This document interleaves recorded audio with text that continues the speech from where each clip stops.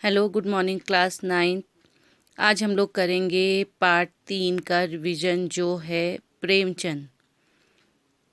हरिशंकर प्रसाई जी ने इस पार्ट को लिखा है और इसमें हमें प्रेमचंद के व्यक्तित्व के बारे में उन्होंने बताया है।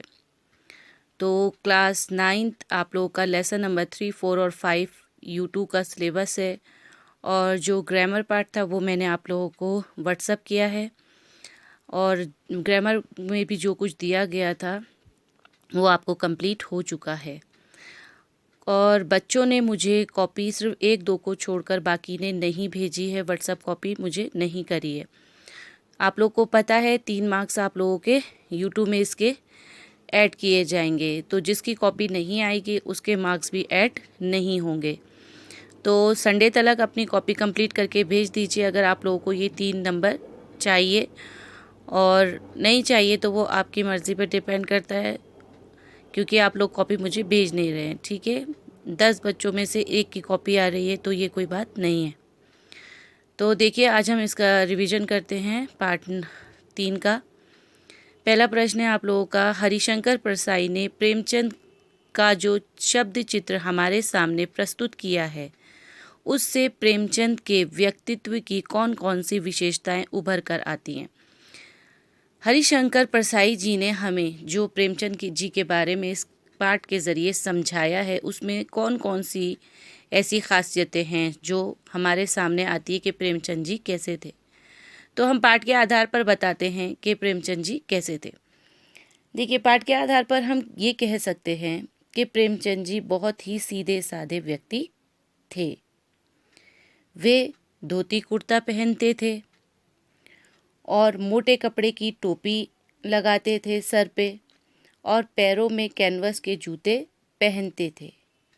ये तो हमने लेसन में भी पढ़ा था कि कैनवस के शूज़ पहनते, धोती कुर्ता और मोटे कपड़े की टोपी पहना करते थे। ठीक है ना, ये हमने देखा था, उसमें पढ़ा था।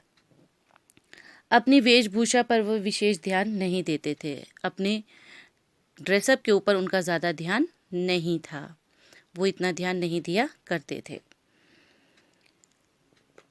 उनके फटे जूते से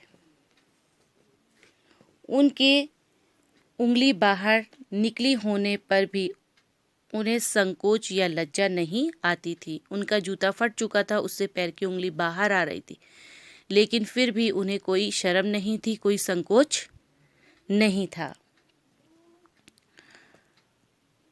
उनके चेहरे पर सदा बेपरवाही का विश्वास का भाव रहता था। उनके चेहरे पे हमेशा बेपरवाही, मतलब किसी भी चीज़ की फिक्र ना करना, ऐसे भाव नज़र आते थे।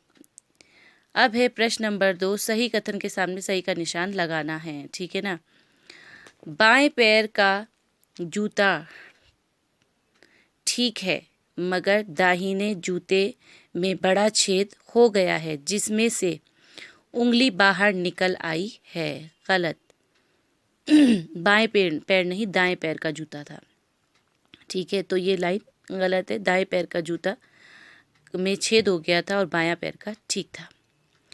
लोग तो इत्र चुपेड़कर फोटो खींचते हैं जिससे फोटो में खुशबू आ जाए। इत्र मतलब सेंट। कुछ लोग इतना परफ्यूम डालते हैं अपनी बॉडी पे कि शायद वो खुशबू उनकी फ़ोटो पे भी आ जाए। ये बात सही है, पार्ट पे हमें ये बताया गया है। तुम्हारी ये व्यंग मुस्कान मेरे हौसले बढ़ाती है। नहीं, तुम्हारी ये व्यंग मुस्कान मेरे हौसले पस्त करती है, तो ये लाइन गलत है। अब है, जिसे तुम घृणित समझते हो उसकी तरफ अंगूठे से इशारा करते हो। गलत। यहाँ पे लाइन दी गई थी, जिसे तुम घृणित समझते हो उसकी ओर हाथ की उंगली से नहीं, पैर के अंगूठे से इशारा करते हो। यहाँ पर इन शब्दों का इस्तेमाल किया गया था, तो ये गलत है। ठीक है, अब है आप लोगों का प्रश्न नंबर 3। प्रश्न नंबर 3 है आप लोगों का, नीचे दी गई पंक्तियों में निहित व्यंग को स्पष्ट कीजिए। जो नीचे लाइन दी गई है उसमें क्या व्यंग बताया गया है उसको हमें समझाओ बोला जा रहा है। जैसे, जूता हमेशा टोपी से कीमती रहा है, अब तो जूते की कीमत और बढ़ गई है और एक जूते पर 2500 टोपियां निछावर होती हैं। ये इसलिए कहा गया है क्योंकि एक आम आदमी के लिए जूता खरीदना आसान बात नहीं है। एक जूते की कीमत में कई टोपियां खरीदी जा सकती हैं।